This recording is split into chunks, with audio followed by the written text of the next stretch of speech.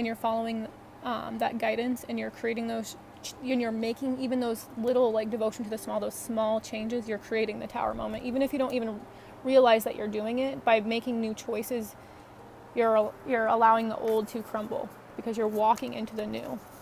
But you have to let the I'm just seeing like the bricks behind you have to like fall away. And you have to just trust that you're walking into something that you're solidifying.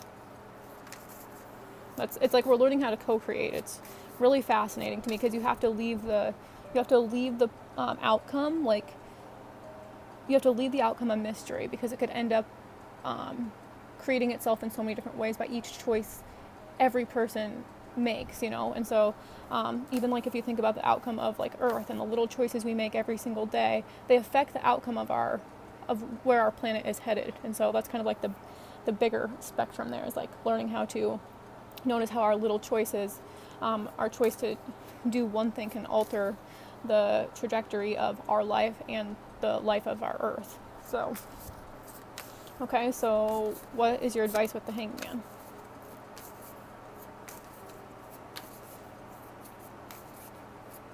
That's just like there's this shift in perspective. Okay, yeah, 3 of Swords. So this is what I was feeling. It was like that victim that's like coming out of this energy of like, because the 3 of Swords is about like heartbreak, but it comes from like reliving, like from holding on to the past too tightly, or like replaying like scenarios in the past. It's just, I am feeling like pains in the heart, like the heart chakra. So recognizing where these pains are coming from is what I'm getting. It's like, let's get one more. What else is your advice with this 3 of Swords? Lots of 3s.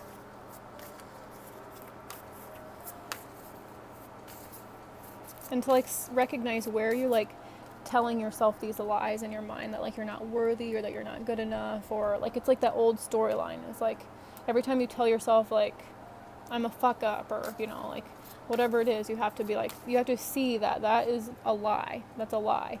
And you have to see where that lie was created, you know, and then choose to see it from a different perspective, and like recognizing, like have compassion for yourself, like that isn't true, and then telling yourself a new story. What else is your advice with this 3 of Swords?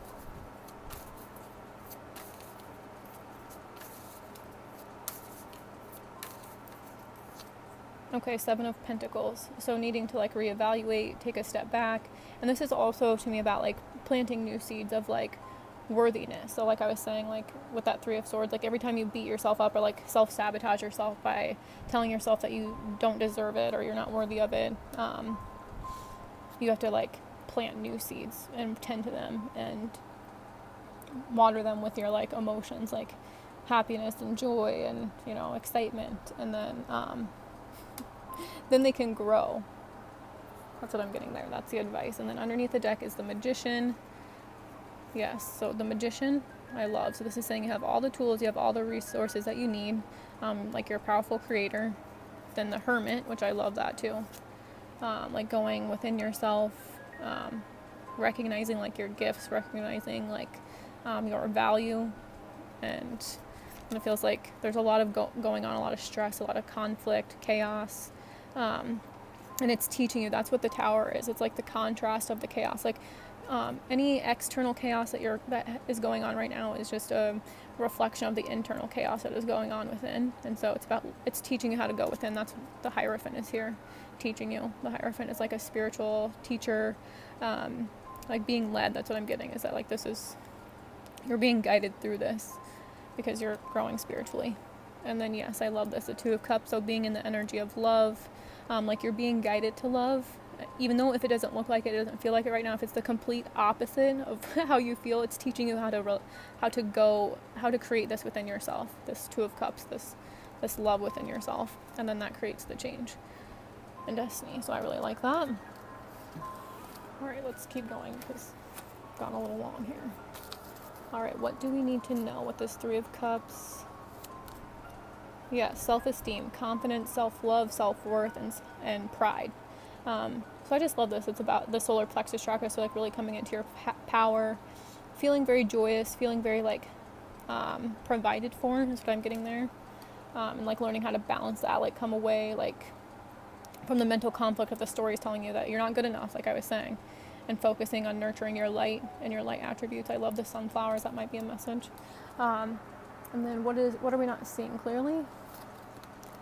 Will, expression, assertiveness, self-control, direction. Exactly, like I was saying, we have to have the will, like, to break these things that are like chaining us or making us feel bound in those little choices we make every day. Those are the will. That's the self-control. That's self-discipline. So that's what I'm getting there. That's what we're not seeing clearly. It's like, how disciplined are we? Like taking like your power back, the assertiveness, like self-control, taking back control instead of being controlled by like the devil and being controlled by your fears.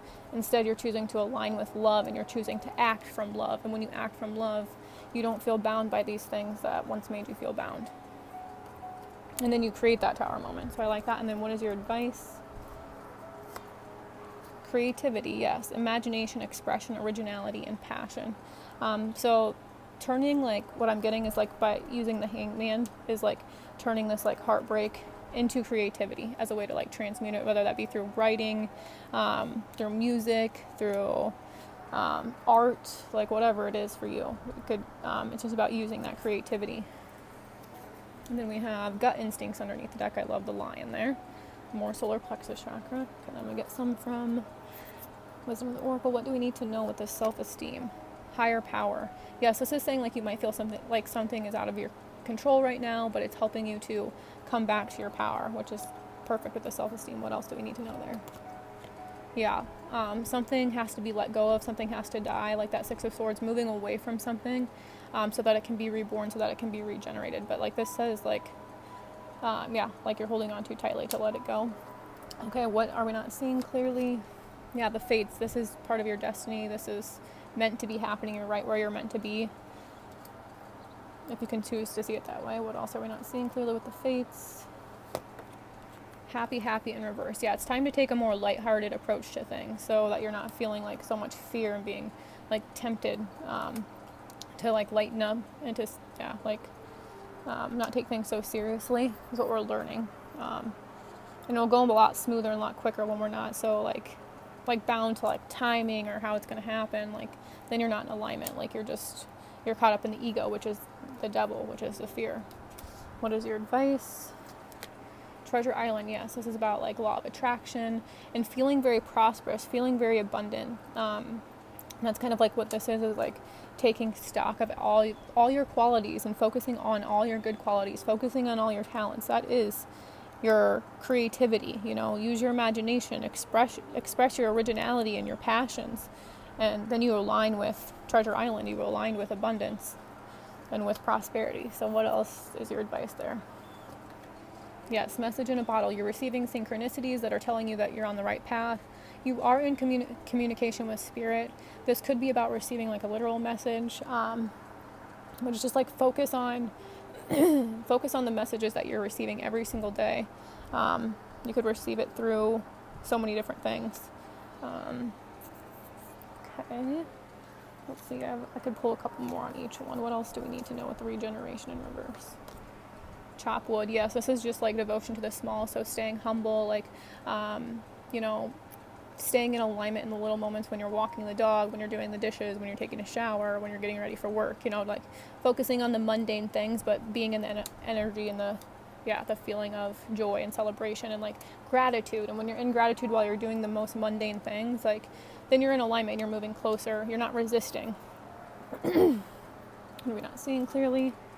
Yes, this is a time to be in your feminine energy, to not do, but to like step back and observe and allow yourself to be guided, allow yourself to relax, like I was saying, like lighten up, take a more playful approach to things, the feminine energy is a very like lighthearted energy, so not having to force, that's what we're learning. We don't have to force things. It's about being gentle and compassionate. One more on your advice. Yes, be here now, because this is where we live, right here and the right now. And this is where you're going to receive synchronicities. This is where you're going to feel in alignment. This is where you're going to feel inspired. You're going to feel relaxed and joyous and happy. And focusing on the here and now just brings you so much. You're not in that fear anymore. You're very in your receptive feminine energy, and you're allowing things to come to you. And you're feeling very good about yourself, and you're feeling prosperous, and you're feeling abundant. So I hope this is helpful. I hope you have a fabulous week, and I'm sending so much love.